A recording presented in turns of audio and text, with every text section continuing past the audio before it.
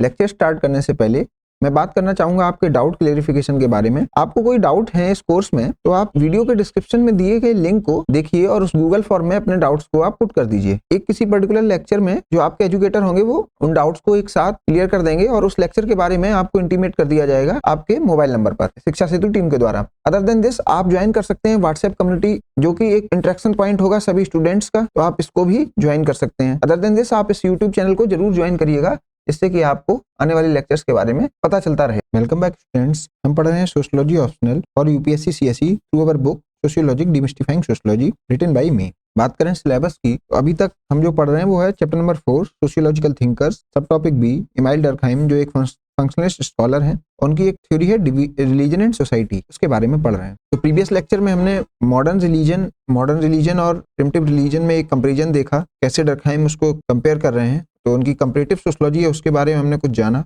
आज हम देखते हैं criticism of Durkheim's theory of religion, कि कैसे उनको क्रिटिक है, उनके क्या कह रहे हैं उनके बारे में, ये सब अब देखते हैं। Durkheim is selectively picking up the data to confirm to his ideology. Critic कहते हैं कि वह सिलेक्टिवली डेटा पिक कर रहे हैं। सिलेक्टिवली मीनिंग क्या है कि उन्हें जिस डेटा में सोशल सॉलिडरिटी दिख जाती है उसको तो पिक कर लेते हैं, लेकिन जहां पर भी कंफ्लिक्ट है उसको अवॉइड कर देते हैं, उस डेटा को स्टडी में लेते ही नहीं है। मीन्स इनका बायस दिख जा रहा है किसकी तरफ, सोशल ऑर्डर की तरफ। मीन्स ये ऑर्डर बनाना चाहते हैं, बस डेटा लाओ, हम डेटा छांट छूट के और अपनी आइडियोलॉजी के हिसाब से मीन्स फंक्शनलिस्ट थॉट के आधार पर उसको रेडी कर देंगे, ऐसा कुछ कह रहे हैं इनके critic. Durkheim considers only functional role of religion, that is religion as an integrating force which promotes harmony, cooperation and social solidarity, although he ignores the divisive and oppressive role of religion. तो ये देखिए, एक तो ignores है और only, दो keyword आपके लिए इंपॉर्टेंट है। तो ये क्या इग्नोर कर रहे हैं, एक डिसफंक्शनल रोल रिलीजन का, मीन्स कहाँ कंफ्लिक्ट है उसकी बात नहीं कर रहे हैं। That religion has played historically, और समय काल से मतलब सदियों से जो जैसा होता आ रहा है रिलीजन में कि लड़ाई झगड़े हो रहे हैं, इवन रिलीजन पर युद्ध भी हो चुके हैं, बहुत लोगों को मारा गया है, ये सब बातें नहीं करते हैं। और इसकी बात कौन कर रहा है, एक फंक्शनलिस्ट स्कॉलर हैं मर्टन, वो भी अपने चैप्टर नंबर 4 में पढ़े जाएंगे। वह डिसफंक्शनल रोल को स्टडी करते हैं, इसीलिए इनको फंक्शनलिस्ट नहीं कहा जाता, इनको कहा जाता है नियो फंक्शनलिस्ट, क्योंकि ये फंक्शंस के साथ डिसफंक्शंस की बात भी करते हैं। तो अगर हिंदू इसकी बात करें, सोशल सॉलिडरिटी कहाँ नहीं दिखती है रिलीजन में, हिंदू मुस्लिम राइट्स के वक्त आपको कभी भी सोशल सॉलिडरिटी नहीं दिखेगी, लेकिन डर्कहाइम की स्टडी में ऐसा कुछ दिखता नहीं है। रॉडने स्टार्क ये कहते हैं religion not only promotes unity among people, it also divides them. तो ये जो कह रहे हैं कि डिवीजन भी होता है, लेकिन डर्कहाइम इसकी बात नहीं करते हैं। Durkheim consider religion provide shared morality, सत्य प्रेम करुणा, शेयर्ड मोरालिटी मैंने आपको बताया था, कलेक्टिव कंसाइंस जैसा कुछ, कि लोग आपस में कैसे सोचते हैं और अच्छा सोचते हैं, पॉजिटिव कनोटेशन में इसको देखा जाता है, इस टर्म को, शेयर्ड मोरालिटी को। But critics argue that they may not be guided by it. Example Shia Sunni conflict, divide in common और सेम रिलीजन। अब देखिए, ये कह रहे हैं स्टार्क साहब कि रिलीजन प्रोवाइड तो करता है शेयर्ड मोरालिटी, मीन्स रिलीजन इसको लिखता है, किताबों में लिखा हुआ है, लेकिन फॉलो नहीं करता। मीन्स जो इसको फॉलोअर है, रिलीजन के जो फॉलोअर हैं वो इससे गाइडेड नहीं है। मीन्स लोग जानते तो हैं कि सत्य प्रेम करुणा, लेकिन जब वो अप्लाई करते हैं तब वह हिंदू मुस्लिम राइट्स हो जाते हैं। इवन आप एक मिडिल ईस्ट में जाइए, वहां पर सेम रिलीजन है इस्लाम, उसमें भी शिया सुन्नी कन्फ्लिक्ट है। मीन्स अगर इंटर रिलीजियस कन्फ्लिक्ट की बात नहीं कर रहे हैं, इवन इंट्रा रिलीजियस कन्फ्लिक्ट भी हो जा रहे हैं। मीन्स कहीं ना कहीं कन्फ्लिक्ट के पीछे कौन है, रिलीजन ही, चाहे एक रिलीजन हो चाहे दो रिलीजन हो, लेकिन है रिलीजन ही। क्यों? क्योंकि लोग को पता तो है भाईचारा प्रेम ये सब बातें पता तो है, किताबों में लिखी हैं, लेकिन गाइड किससे हो रहे हैं, गाइड हो रहे हैं कन्फ्लिक्ट से। Sometimes religion can be used to promote immoral practices, कभी कभार रिलीजन इमोरल प्रैक्टिसेस को भी प्रमोट करता है। जैसे इंडियन सोसाइटी की बात करें, यहाँ पर अनटचेबिलिटी है, सती प्रथा है, ये सब बातें रिलीजन से ही गाइड हो रही थी, लेकिन फंक्शनलिस्ट स्कॉलर इसको ओवरलुक कर देते हैं। वो कह रहे हैं चलिए ये छोटी मोटी चीजें हैं, इन पर चर्चा नहीं करते हैं।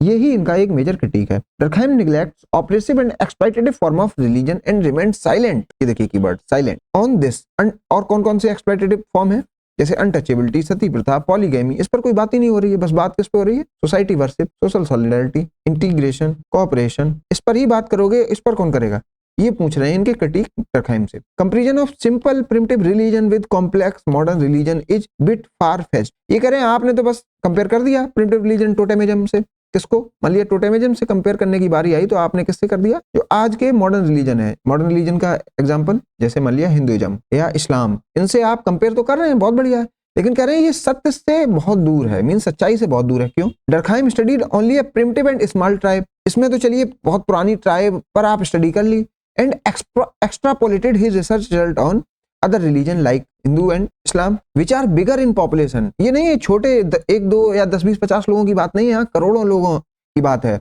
और यहाँ पर अरुणा ट्राइब में कुछ ही लोग थे। Hence the result may or may not be applicable on all other religions worldwide। ये करें आपके जो इसके रिजल्ट मिल गए आपको वह आप इस पर अप्लाई करना चाह रहे हैं, तो आप देख रहे हैं ये क्या कर रहे हैं, माइक्रो से मैक्रो रियलिटी की तरफ जा रहे हैं, माइक्रो से मैक्रो रियलिटी की तरफ जा रहे हैं। तो ये क्या कर इंडक्टिव अप्रोच फॉलो कर रहे हैं, मींस ये माइक्रो रियलिटी को मैक्रो पर ले जा रहे हैं, तो इंडक्टिव अप्रोच लगा रहे हैं, लेकिन ये सच्चाई से बहुत दूर है, ऐसा कुछ कह रहे हैं इनके critic. Hence the results may or may not be applicable on all other religions worldwide। Example Hinduism, Islam, Christianity, etc। Armchair theory by Malinowski। He was a British anthropologist। तो आर्मचेयर होती क्या है वैसे? आर्मचेयर होती है कुछ हाथ रखकर आराम करने वाली चेयर। तो ये जो मलिनोस्की हैं ये डर्कहाइम को कह रहे हैं आर्मचेयर सोशलॉजिस्ट। क्यों कह रहे हैं? क्योंकि जो डर्कहाइम है वो कभी भी ऑस्ट्रेलिया विजिट खुद से नहीं किए, उन्होंने बस डेटा उठाया ऑस्ट्रेलियन ट्राइब का, जो अरुंटा ट्राइब का, और उस पर रिसर्च कर डाली। तो ये कहते हैं डर्कहाइम हिमसेल्फ नेवर इंटरैक्टेड और विजिटेड अरुंटा ट्राइब, खुद तो उससे मिले नहीं, and he only relied on data from secondary sources. इन्होंने सेकेंडरी सोर्सेज से डेटा उठाया। और वो सेकेंडरी सोर्स कौन थे? एक स्पेंसर थे जो कि एक ट्रेवलर थे। तो किससे उठाया डेटा? ट्रेवलर से।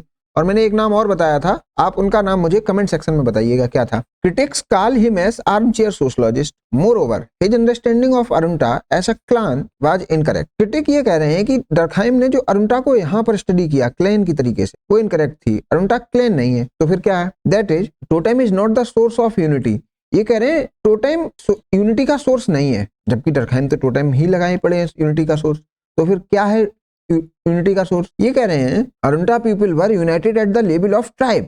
ये कह रहे हैं अरुंटा के लोग जो यूनाइटेड हैं वो ट्राइब के लेवल पर यूनाइट है, मींस अरुंटा कहीं यहाँ पर लाई करती है ना कि यहाँ पर। यूनाइट मतलब ट्राइब का लेवल पर है, एक क्लैन, दो क्लैन, तीन क्लैन, बहुत सारी क्लैन मिलकर एक ट्राइब बनाती है। अब a tribe is a larger unit made up of clans which are made up of families. तो ये कह रहे हैं फैमिली 1, फैमिली 2, फैमिली 3 से मिलके बनी क्लैन 1 से निकली ट्राइब, और क्लैन 1, क्लैन 2, क्लैन 3 से मिलके बनी ट्राइब 1। ऐसे कुछ होता है, फैमिली से क्लैन से ट्राइब। तो ये कह रहे हैं कि जो अरुंटा है वो ट्राइब है ना कि क्लैन। और ये कह रहे हैं इसमें अकेला टोटेम में यूनिटी नहीं होती है, टोटेम की वजह से डिसयूनिटी भी रहती है। एक एग्जांपल देखते हैं कैसे। Malinowski find out 3 kinds of totemism in tribes of New South Wales Australia.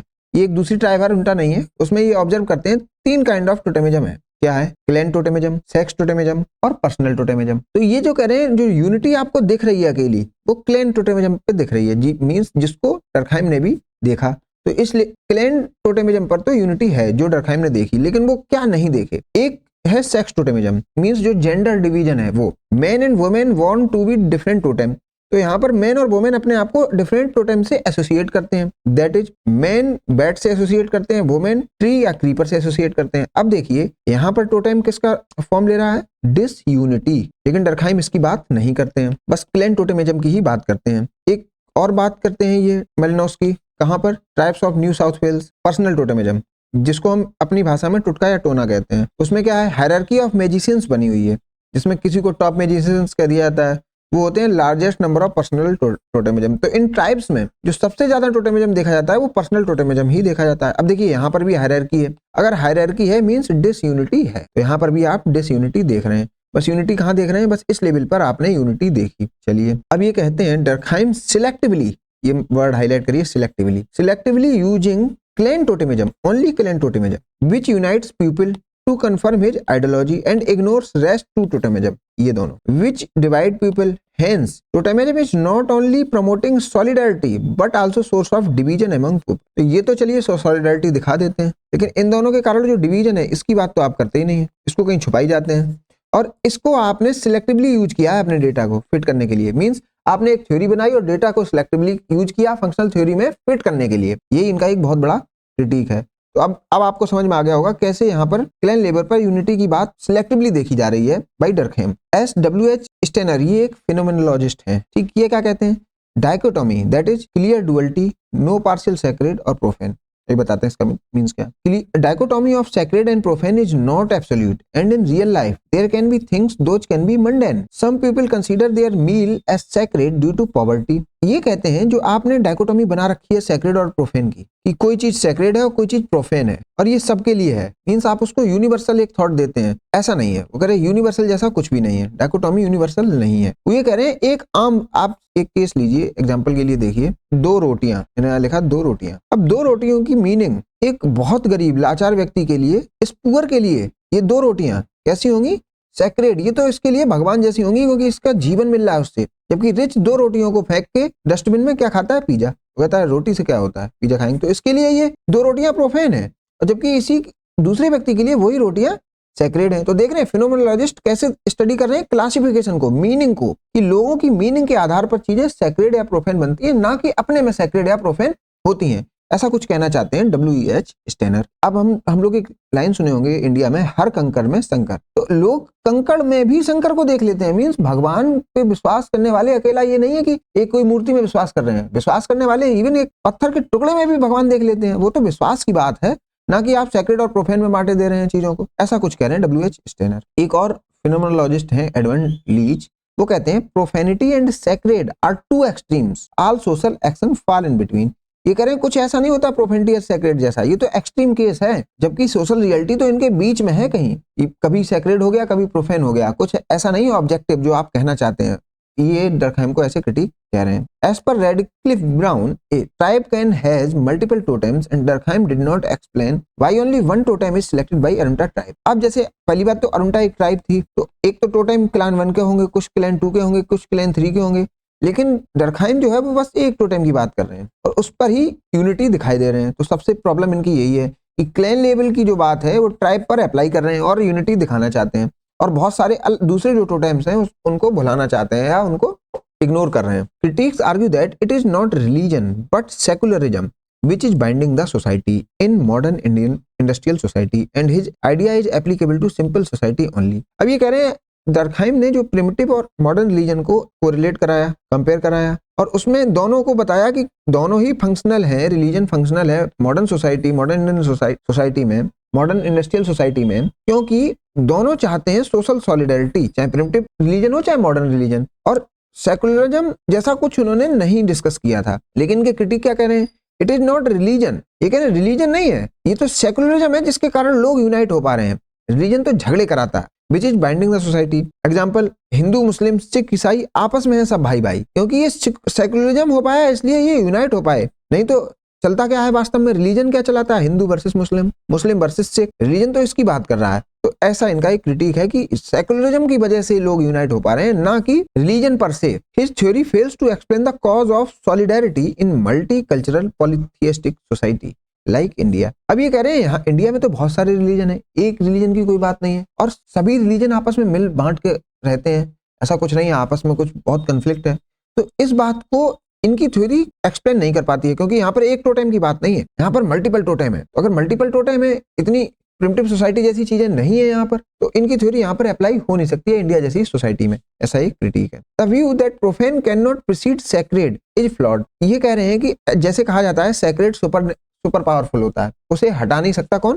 Profane. Means उसको एक अलग तरीके से ही अप्रोच किया जाता है, डिटेल्ड रूल्स एंड रेगुलेशंस के साथ। तो अगर सैक्रेड कभी हटेगा नहीं तो आप समझिए सोशल चेंज होगा कैसे? कोई चीज अगर हट रही है तभी तो हो पाएगा, मींस सैक्रेड को कोई तो हटाएगा और सोशल चेंज तभी हो पाएगा इन केस ऑफ रिलीजन। तो ये कहते हैं otherwise enlightenment would not have been possible as well as rise in radical theory.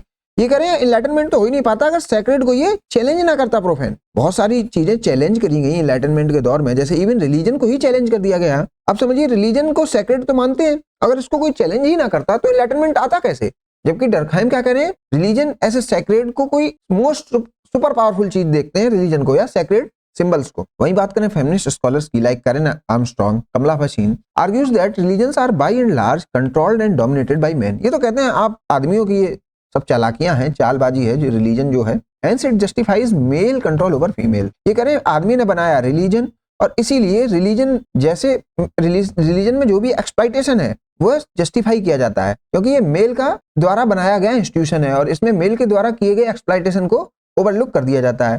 तो ये कह रहे हैं ऐसा कुछ भी फंक्शनल नहीं है जो डर्कहाइम कह रहे हैं, ऐसा कुछ भी नहीं है, इसमें बस एक्सप्लॉइटेशन है और उसको भी ओवरलुक कर दिया जाता है क्योंकि आपकी द्वारा बनाई गई चीज है और इसमें आपके जो भी गलत काम है उनको दिखाया ही नहीं जाएगा। जैसे एग्जाम्पल के लिए सती प्रथा, हलाला, 3 तलाक, ये सब चीजें हैं, इन पर रिलीजन ने कभी भी अच्छा या बुरा नहीं कहा, इस पे हमेशा रिलीजन शांत रहा। रेंसीमान, Durkheim's theory of religion is a product of its time and also highly idealistic and very simplistic in character, which is unable to match with modern religious ideologies। ये किस कंटेक्स्ट में इसको क्रिटिक कर रहे हैं? ये कह रहे हैं आप जो प्रिमिटिव रिलीजन को मॉडर्न इंडस्ट्रियल रिलीजन के साथ कंपेयर कर रहे हैं या मॉडर्न रिलीजन के साथ कंपेयर कर रहे हैं, ये सही नहीं है। बोले वो तो प्रिमिटिव सोसाइटी है, जो अरुंटा ट्राइब की सोसाइटी है, और वो तो उसका टाइम पीरियड कुछ अलग चल रहा है, वो अलग कंटेक्स्ट में रह रही है, जबकि आज की जो हाईली इंडस्ट्रियलाइज्ड वर्ल्ड में जो मॉडर्न रिलीजन बने हैं उनसे उसको आप कंपेयर नहीं कर सकते। During that time France was in transition and Durkheim appeared as a priest. ये कह रहे हैं उस समय जब डर्कहाइम ने ये थ्योरी दी थी 1912 में, तो वो दौर था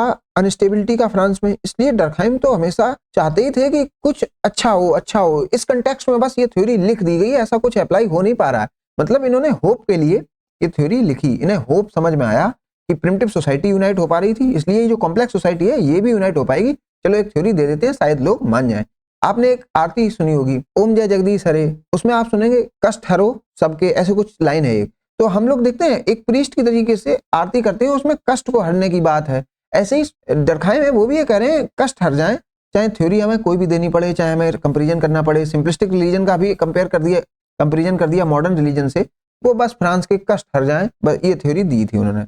Durkheim was concerned with how society could maintain order and solidarity. Durkheim का बस एक ही कंसर्न था कि ऑर्डर एंड सॉलिडारिटी बनी रहे, चाहे हमें प्रिमिटिव को मॉडर्न रिलीजन से कंपेयर ही क्यों ना करना पड़े, चाहे कंटेक्स्ट सही हो या ना हो, कंपेरिजन हो पा रहा हो या ना हो पा रहा हो, कैसे भी फिट कर दें अपनी थ्योरी में, जिससे कि ऑर्डर एंड सॉलिडारिटी बनी रहे। In the absence of traditional institution like the church को यहाँ पर कलेक्टिव या सोसाइटी मानी। पीटर बर्जर एक फिनोमेनोलॉजिस्ट है, ये क्या कह रहे हैं? Durkheim's theory of religion does not discuss about religion in everyday life. ये कह रहे हैं जो रिलीजन एवरीडे लाइफ में उसको आप डिस्कस नहीं कर रहे हैं, आप डिस्कस किसको कर रहे हैं? As religion is constant negotiation between man and society, it is not always uniform and not always society worship. ये कह रहे हैं रिलीजन पर डे चेंज होता है। जैसे पर डे कैसे चेंज होता है? लोगों के moral values, humanity, behaviour per day change हो रहा है, उसी हिसाब से रिलीजन भी चेंज हो रहा है। और आप रिलीजन को सैक्रेड और प्रोफेन में बांटे दे रहे हैं और सैक्रेड को आप ऑब्जेक्टिव तरीके से देख रहे हैं, वो गलत है। तो ये कह रहे हैं आप रिलीजन को एक फिक्स इमेज मत दीजिए। Durkheim is giving unidimensional explanation of religion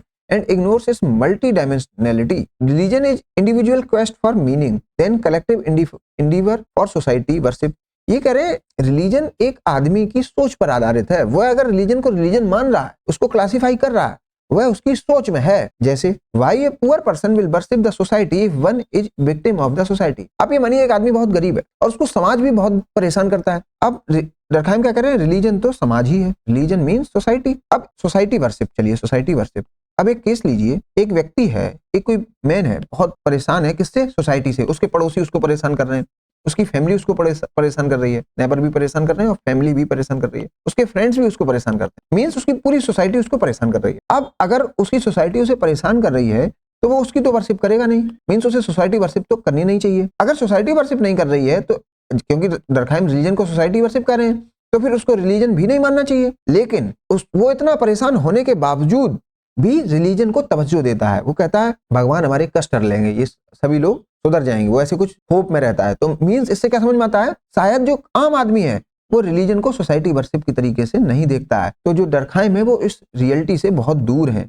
वह रिलीजन को सोसाइटी वर्शिप मानते हैं, लेकिन आम आदमी एवरीडे लाइफ में रिलीजन को सोसाइटी वर्शिप की तरीके से नहीं देखता है।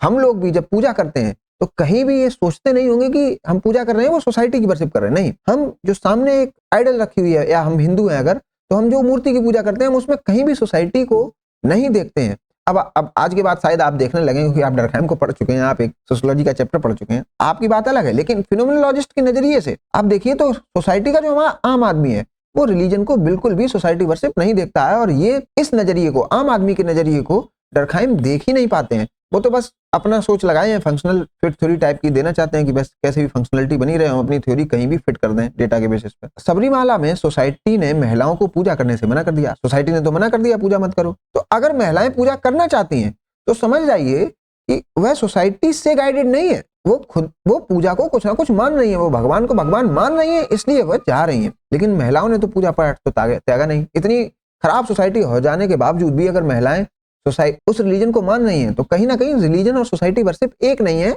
आम आदमी के लिए, ये कहना चाहते हैं पीटर बर्जर। शायद ये लाइन दो हो, लेकिन इसके पीछे का जो कंटेक्स्ट है वो इंपॉर्टेंट है। और इन बिटवीन लाइन जो लिखा हुआ है वो आपको कोई जल्दी समझा नहीं पाएगा। Peter Berger speaks about religion from individual perspective. तो आप देख रहे हैं पीटर बर्जर ने रिलीजन के बारे में क्या देखा, कॉमन सेंस के पर्सपेक्टिव से देखा कि कॉमन मैन कैसे रिलीजन को सोसाइटी वर्शिप नहीं मानता है।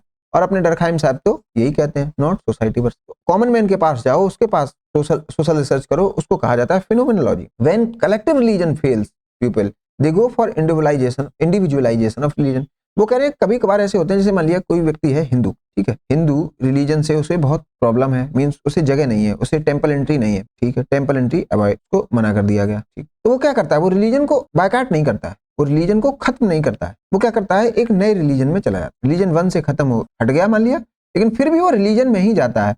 जो आज के मॉडर्न रिलीजन, जो छोटे टाइप के रिलीजन है, मींस अभी इमर्जिंग रिलीजन जिनको कह सकते हैं, सेक्ट और कल्ट, इनको डेफिनेशन, इनका डिफरेंस हम नेक्स्ट लेक्चर में जब रिलीजन चैप्टर पढ़ रहे होंगे तब पढ़ेंगे। लेकिन आप समझिए, लोग एक रिलीजन से हटे क्योंकि उन्हें उसमें कुछ प्रॉब्लम मिली, तो ऐसा नहीं है वो रिलीजन से ही हट गए, वो दूसरे रिलीजन में आ गए। इसका एक बहुत अच्छा एग्जांपल बाबा साहब अम्बेडकर है, वो है हिंदू धर्म उन्होंने त्याग दिया, लेकिन ऐसा नहीं उन्होंने धर्म त्याग दिया, वो फिर किसमें चले गए, बुद्धिज्म में। तो इससे पता लगता है कि रिलीजन कहीं ना कहीं सोसाइटी वर्शिप जैसा कुछ नहीं है जो डरखाइम मानने की भूल कर रहे हैं। ये कह रहे हैं पीटर बर्जर। रॉबर्ट बेला ये किसकी बात कर रहे हैं, ये थोड़ा सपोर्ट करते हैं डरखाइम को। देखिए ये जो कीवर्ड है support, he supported Durkheim's thought on religion and talked about civil religion in American society। तो देखिए किसकी बात कर रहे हैं, सिविल रिलीजन, इसको सिविक रिलीजन भी कह दिया जाता है, सिविक रिलीजन। और कौन सी सोसाइटी है, अमेरिकन सोसाइटी। तो ये सिविल रिलीजन में क्या देख रहे हैं, ये देख रहे हैं civil religion is unifying, means social solidarity दिख रही है, people together in American society. इस सिविल रिलीजन की वजह से लोग यूनिफाई हो पा रहे हैं। अब वो सिविल रिलीजन अमेरिका में क्या हो सकता है, डेमोक्रेसी, नेशनलिज्म, बेसबॉल, अमेरिका में बेसबॉल फेमस है ना, इवन फुटबॉल।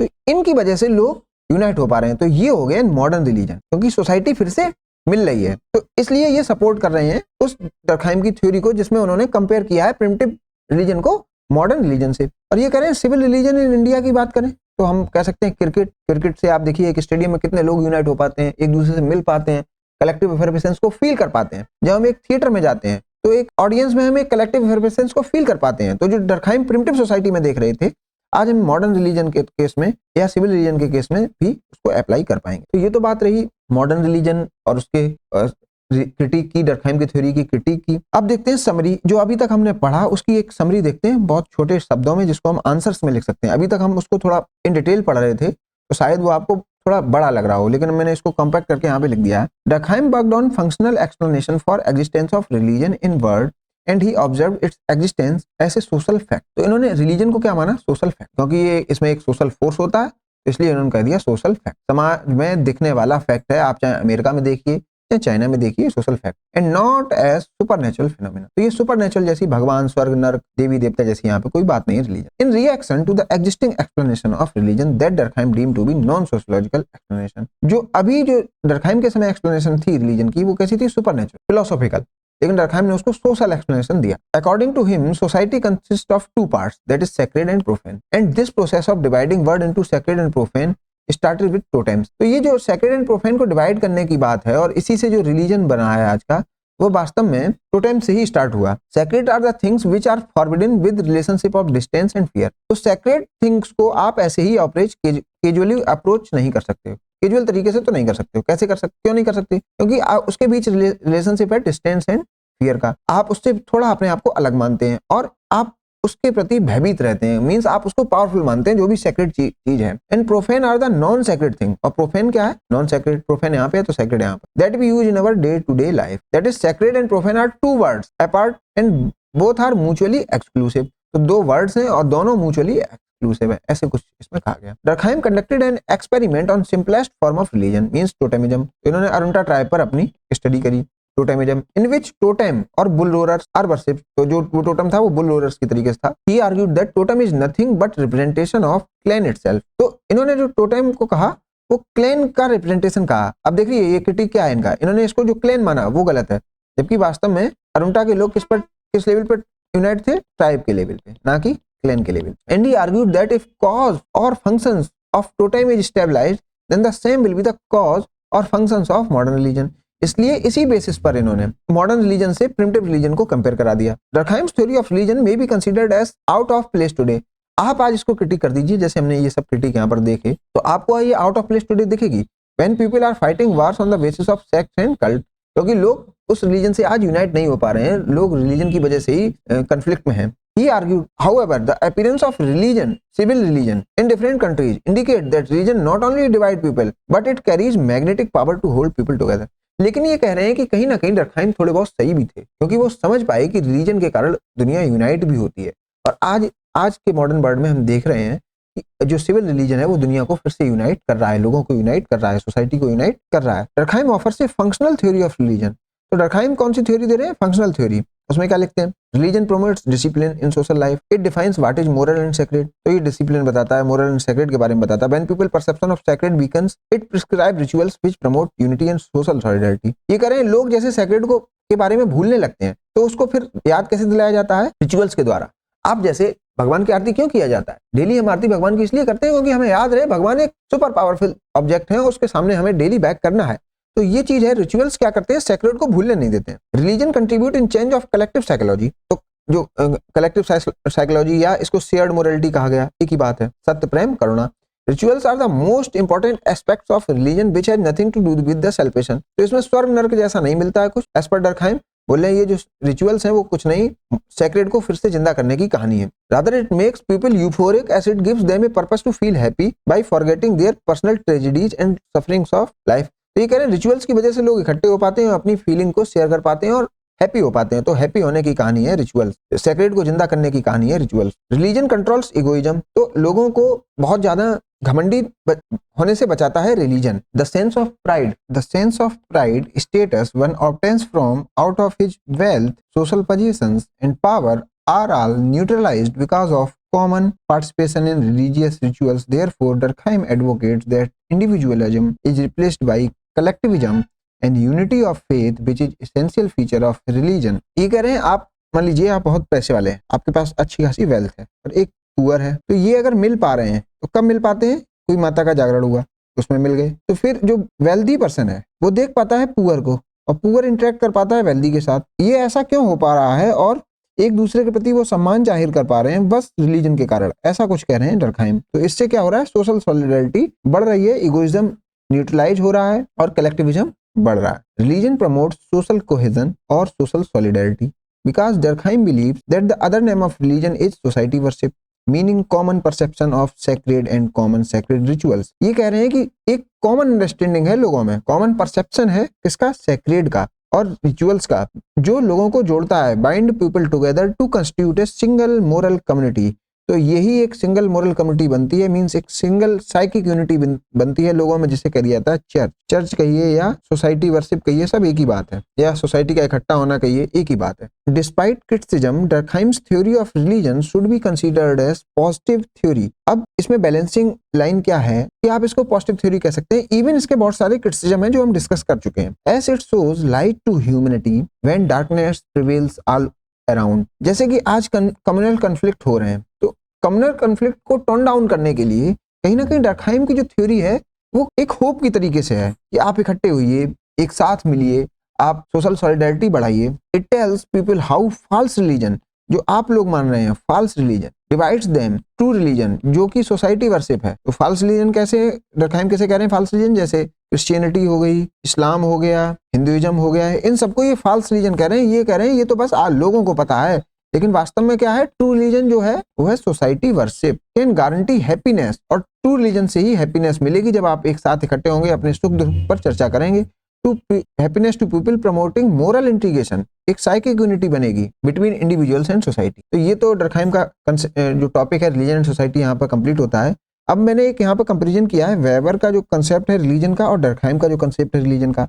लेकिन अभी तक आपने वेबर को पढ़ा नहीं है। मैक्स वेबर हैं, ये इंटरप्रेटिविस्ट हैं, इनको हम थोड़ी देर में अगले कुछ लेक्चर्स में पढ़ेंगे। तो हम यहाँ पर बस एक छोटा सा डिस्कशन करेंगे। तो वेबर का जो टॉपिक है वो है Protestant ethic and spirit of capitalism. अगर सिलेबस में देखें तो वो कहाँ पे है? मैक्स वेबर, इनका है Protestant ethic and spirit of capitalism. जबकि डर्कहाइम का टॉपिक क्या है? Religion and society. तो ये जो टॉपिक है ये भी रिलीजन से ही कुछ मिलता जुलता है। अभी हम इसकी बात करते हैं। ये क्या कह रहे हैं? प्रोटेस्टेंट एथिक मींस प्रोटेस्टेंट लोगों की जो वैल्यू है, जो प्रोटेस्टेंट लोग किसका लोड लेते हैं, प्रोटेस्टेंट की वैल्यूज जो है उसके कारण उनके अंदर क्या है? एक कैपिटलिज्म की भावना जागृत हुई। तो प्रोटेस्टेंट क्या है? एक रिलीजन है। तो लोग जो कैपिटलिस्ट बन पाए क्यों? Through religion. ऐसा कुछ कह रहे हैं इस थ्योरी में, Protestant ethic and spirit of capitalism में, मैक्स वेबर। तो इसमें हम देखते हैं, एक कंपैरिजन करेंगे डर्कहाइम और वेबर के बीच। और जब इस टॉपिक को पढ़ेंगे तो हम इन डिटेल डिस्कशन करेंगे ही। फोकस किस पे है वेबर का? Weber focused on subjective meanings that an individual generate. तो यहाँ पर हम आइडियल टाइप या वस्टियन पढ़ेंगे, अभी ये शायद आपके लिए नए टर्म हो तो इस पे फोकस कम करिए। आप बस समझ लीजिए कि वेबर सब्जेक्टिव मीनिंग पर ज्यादा फोकस कर रहे हैं, जबकि डर्कहाइम वो है exteriority of social facts which is regards as things, means ये ऑब्जेक्टिविटी पर फोकस कर रहे हैं। Social functions of religion maintaining social order and integration, तो इस पे हाईलाइट कर लीजिए सोशल ऑर्डर एंड इंटीग्रेशन। तो अप्रोच इनकी कई क्या जाती है? इंटरप्रेटिव अप्रोच, मींस ये अंडरस्टैंड कर रहे हैं, फिनोमेना समझ रहे हैं, मीनिंग समझ रहे हैं, motive behind religious actions, means ये मोटिव पे जा रहे हैं, इंडिविजुअल्स के मोटिव्स को स्टडी करना चाह रहे हैं। ये इसको थोड़ा लार्जर पर्सपेक्टिव में स्ट्रक्चरल और फंक्शनल पर्सपेक्टिव से देख रहे हैं डर्कहाइम साहब। ये व्यू ऑफ सोसाइटी कैसे देख रहे हैं? Individuals are actors in society, means individual ही सोसाइटी को बनाते हैं। ये कह रहे हैं सोसाइटी इज स्यू जनरेसिस, या फिर कहिए कि सोसाइटी से ही इंडिविजुअल गाइड होते हैं। ये जो पॉजिटिविज्म और नॉन पॉजिटिविज्म की डिबेट है वो है। यूनिट ऑफ एनालिसिस, ये जो एनालिसिस कर रहे हैं ये कंपैरेटिव एनालिसिस कर रहे हैं, हिस्टोरिकल एनालिसिस कर रहे हैं या कल्चरल एनालिसिस कर रहे हैं। कैसे कंपैरेटिव एनालिसिस कैसे कर रहे हैं? ये जैसे हिंदुइज्म और प्रोटेस्टेंट एथिक या प्रोटेस्टेंटिज्म दोनों को कंपेयर कर रहे हैं, तो ये इनकी कंपैरेटिव मेथोडोलॉजी है। हिस्टोरिकल भी है क्योंकि ये इस टाइम पीरियड में बैक जाके इसको स्टडी कर रहे हैं, और कल्चरल एनालिसिस क्यों है? ये ज्योग्राफी के बेसिस पर भी रिलीजन को स्टडी कर रहे हैं। ये देख रहे हैं कैसे क्रिश्चियनिटी में प्रोटेस्टेंट एथिक है, इवन कैथोलिक में नहीं है, प्रोटेस्टेंट में है, तो ये सब ये स्टडी कर रहे हैं। Weber studied the major features of the great religions, ये ग्रेट रिलीजन्स की बात कर रहे हैं, जबकि डर्कहाइम जो है वो प्रिमिटिव टोटेमिज्म की बात कर रहे हैं, बहुत छोटे रिलीजन की बात कर रहे हैं। प्रोटेस्टेंट, इनके जो टॉपिक का नाम है Protestant ethic and spirit of capitalism. इनका क्या है? इनडायरेक्ट एक्सपेरिमेंटेशन के थ्रू कर रहे हैं। ये comparative historical and cultural analysis कर रहे हैं, ये इनडायरेक्ट एक्सपेरिमेंटेशन से कर रहे हैं। और ये जो डेटा ले रहे हैं वो सेकेंडरी सोर्सेज से ले रहे हैं। कहां से? स्पेंसर से, हमने पढ़ा था। Durkheim studied religion in its most elementary form, primitive society की स्टडी है। He generalised the conclusion for modern religion, बस उन्होंने क्या किया? एलिमेंट्री फॉर्म को स्टडी किया और कंपैरिजन कर दिया मॉडर्न रिलीजन से। जबकि वेबर जो है वो ग्रेट रिलीजन को स्टडी कर रहे हैं, प्रोटेस्टेंटिज्म, मींस ये क्रिश्चियनिटी को स्टडी कर रहे हैं। Role of religion, he saw religion as a force behind new ways of thinking. ये न्यू वेज ऑफ थिंकिंग क्या है? कैपिटलिज्म। कैपिटलिज्म की वजह इन्होंने बताया रिलीजन है। अगर कैपिटलिज्म जनरेट हो पाया लोगों में, ये कैपिटलिस्टिक भावना आ पाई, वो रिलीजन की वजह से आ पाई, ये कह रहे हैं वेबर। प्रोटेस्टेंट एथिक्स, प्रोटेस्टेंट की जो वैल्यूज हैं, अब वो वैल्यूज क्या है वो हम आगे पढ़ेंगे, लेकिन ये कह रहे हैं प्रोटेस्टेंट की जो वैल्यूज है उसके कारण कैपिटलिज्म कहीं ना कहीं जनरेट हो पाया।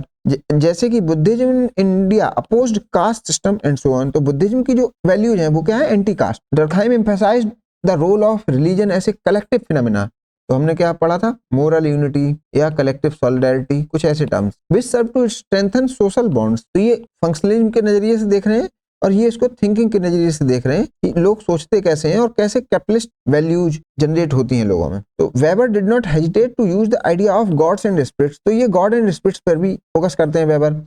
Weber, unlike Durkheim, attached great importance to prophets in propagating religious beliefs. Durkheim denied that religion is concerned with the mysterious gods and spirit. Durkheim ये कहते हैं गॉड और कुछ भी नहीं, वो false religion जैसा कुछ है, ट्रू रिलीजन तो सोसाइटी वर्शिप है। तो ही कॉल्ड रिलीजन और true religion as society itself. Science and religion पे दोनों का क्या भी हुआ? Weber's comparative study showed that how religion across the world advocate values that differ and are sometimes in opposition to rationality.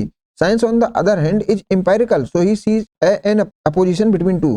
तो weber जो है वो साइंस और रिलीजन को अलग अलग देखते हैं। डर्कहाइम क्या कहते हैं? Durkheim view religion and science as providing society with its collective representation, so he did not see any conflict between the two. ये तो ये हो गया। कन्वर्जेंस ऑफ व्यूज क्या है? Both opposed classical evolutionary intellectual theories of religion. तो ये evolutionary theories हैं, वो दोनों अपोज करते हैं। कौन कौन सी हैं? जैसे soul theory by Comte, dreams theory by Spencer, animism theory by Tylor, mana theory by R Marett. ये सब हम पढ़ेंगे जब हम रिलीजन एंड सोसाइटी चैप्टर को कर रहे होंगे, जो चैप्टर नंबर 8 है, उसमें हम इसको पढ़ेंगे। तो आपने एक समझ लिया कि वेबर क्या रिलीजन से समझते हैं और डर्कहाइम क्या रिलीजन पे समझते हैं। ये डायरेक्ट क्वेश्चन आपसे मेंस में पूछा जाता है। ये इसमें जो भी टर्म आपको अभी ना समझ में आए हो सकता है शायद आप सोशल एक्शन के बारे में ना समझ पा रहे हो, तो आप ये मान लीजिएगा कि जब वेबर स्टडी करेंगे तो आपको ये समझ में आ जाएगा। तो मिलते हैं नेक्स्ट लेक्चर में। Thank you.